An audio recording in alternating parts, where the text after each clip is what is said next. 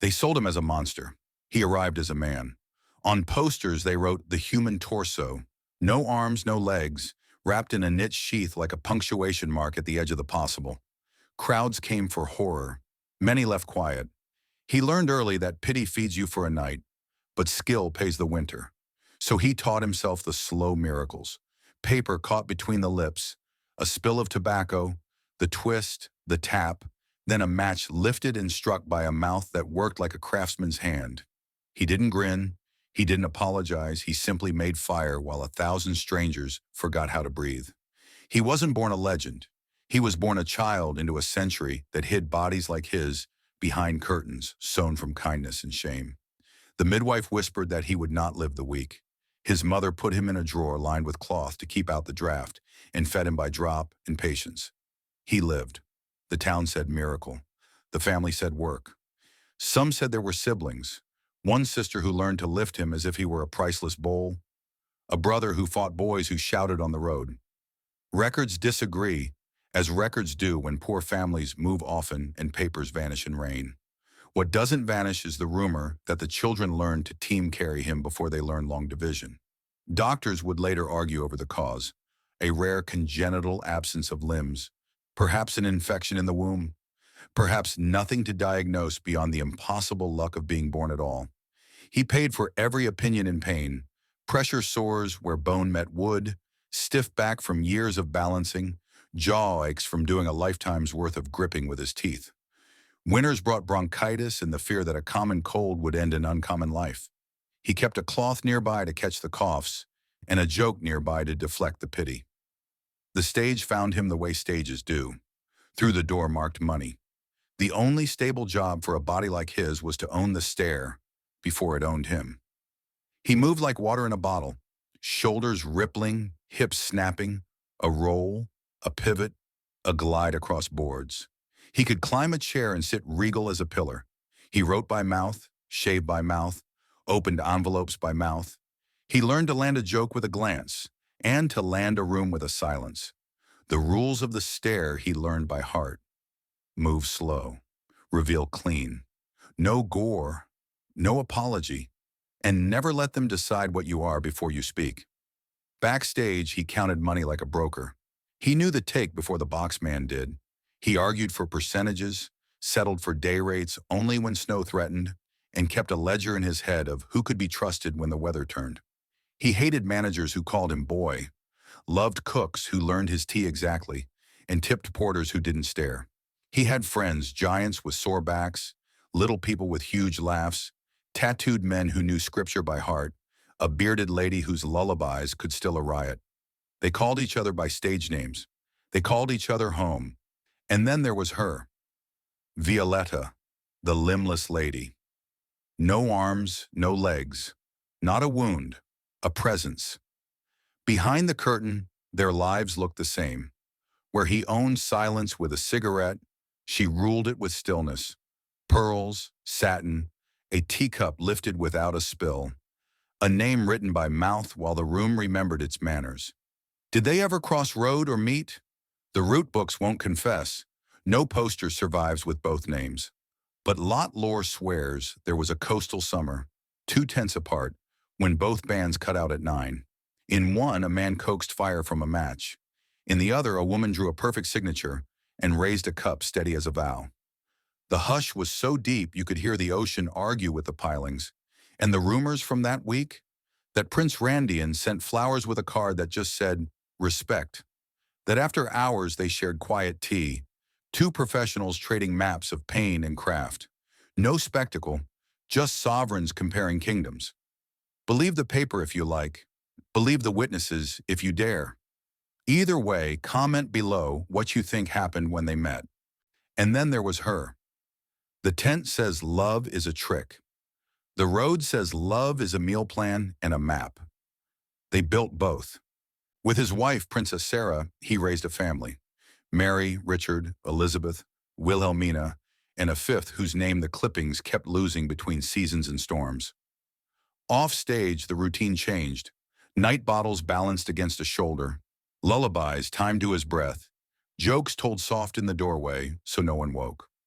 Whatever the root book said about miles and money, the ledger at home read the same word over and over. Father. She learned the choreography of mornings: warm cloth, careful dry, shirt over knit, chair at the right angle, tools placed where a mouth could reach without strain. He learned the choreography of respect: ask, don't apologize; explain, don't demand; say stop when pain gets loud and thank you when it quiets. They had codes. A brush of her cheek meant enough questions from the curious. A tap of his chin on the tabletop meant closer. A long breath meant give me a minute. When winter gnawed, she read to him until the rhythm of her voice matched his pulse. When summer deepened, they shut the door and let the tent keep its gossip. Intimacy is a private country. They learned its roads with patience, laughter, and the occasional swear. People asked the question they were ashamed to say aloud. How did you know? He answered kindly once to a boy who asked without malice. We learned, and left it there, because consent does not owe anyone a map. Back of the wagon, rumors said they invented a pillow bridge of folded towels, that a scarf tied just so became a loop for leverage, that they kept a shorthand language of left tilt, right tilt, breathe, that meant far more than its words. A kinder rumor said he could trace a heart with the tip of his tongue on the back of her hand, perfect every time. Believe what you like. They believed each other. He wanted a child. The town said don't. Life said maybe. Love said try. He learned to hold without hands. The hollow of his shoulder became a cradle. Breath became a lullaby. Visitors asked if it was safe. He smiled, a small, tired, undefeated smile, and the baby slept. The act evolved. The cigarette remained the crown, but he added feats the posters rarely told. A letter written in the stubborn script, a button collar, a coin lifted from a table by lip alone, a card trick played on the floor with a cigarette that never shook.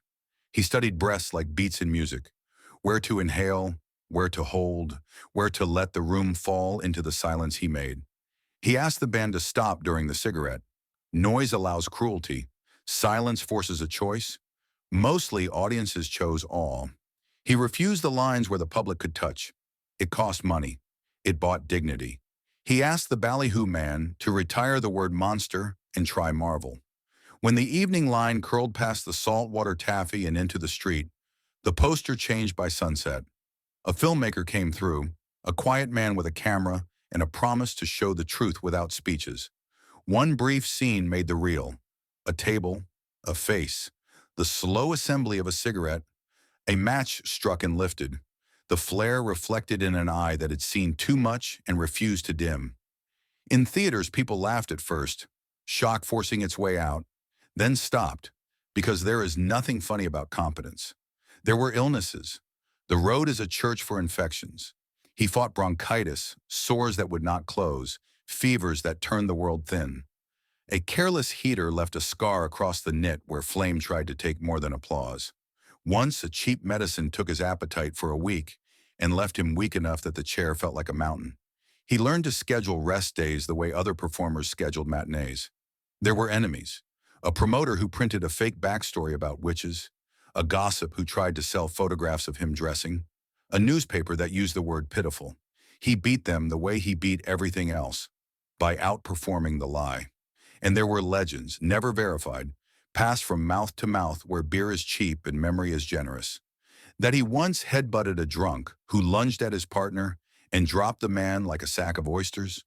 That he carved a toy whistle for a child with a pocket knife clamped in his teeth, and it played a low, perfect note. That he could pick a padlock faster than a roustabout with tools, learned from a locksmith who took pity and ended up learning awe. That he gambled with marked matchboxes, out-cheating a cheat, and then buying the man dinner. That he sent anonymous money to a widow from the show who never knew who kept the baby in shoes. That he and his partner were married twice, once in church for God and once at midnight on the lot, with the band playing soft and everyone crying the way performers cry when they recognize their own. Believe what you like. Backstage, the people who mattered believed he was good. Money remained a weather system. They moved with it. When a manager tried to short him, he gathered the cast and told the week's receipts in numbers so clean the liar blushed. When a hotel forced them through the kitchen, He slept in the wagon, and the next night sold more tickets than the headliner. When the ledger went into the black, he bought a second-hand heater and swore never again to winter in canvas. He loved small luxuries, a barber who understood his scalp, a clean collar, tea lined up just so, the rhythm of his partner's breathing when the pain finally let go.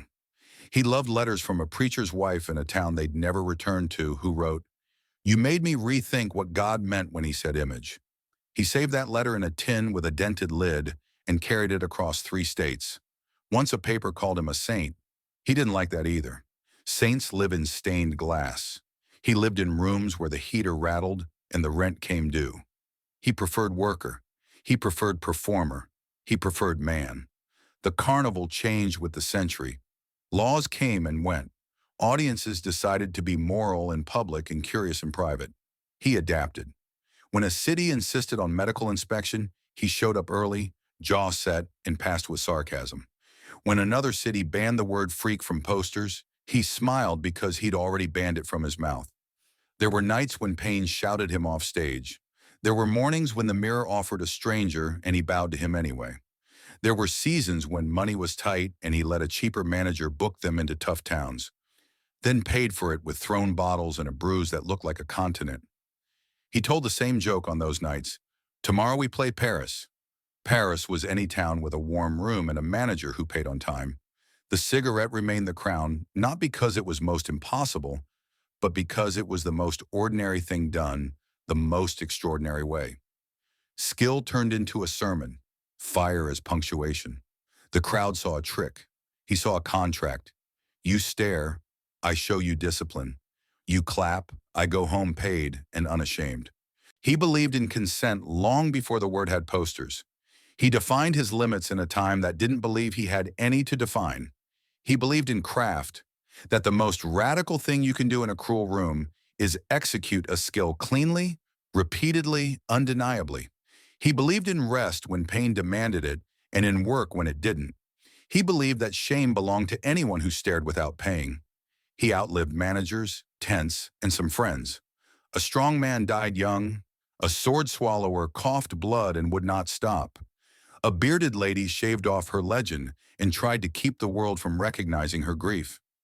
He stood at funerals on the ground, upright as stone on the chair, and let the band play something soft.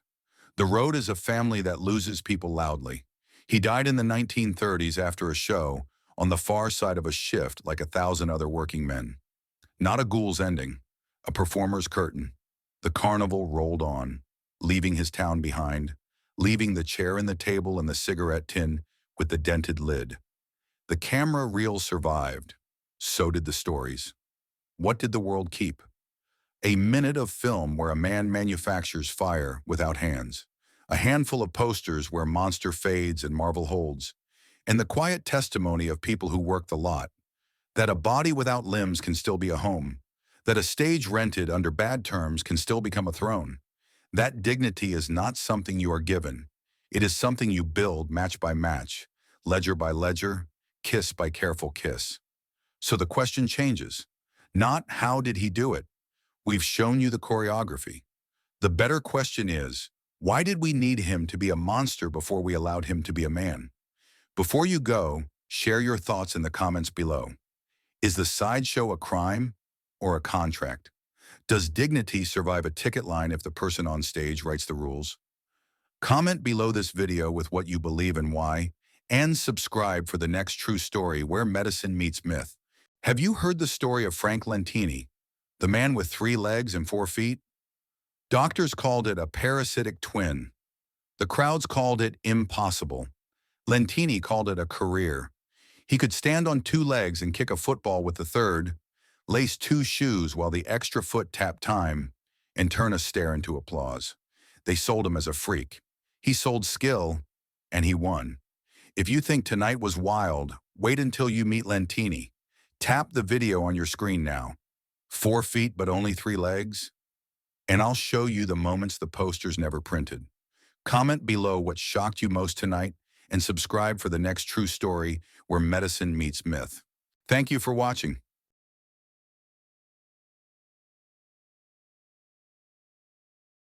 Yes, you can click it now.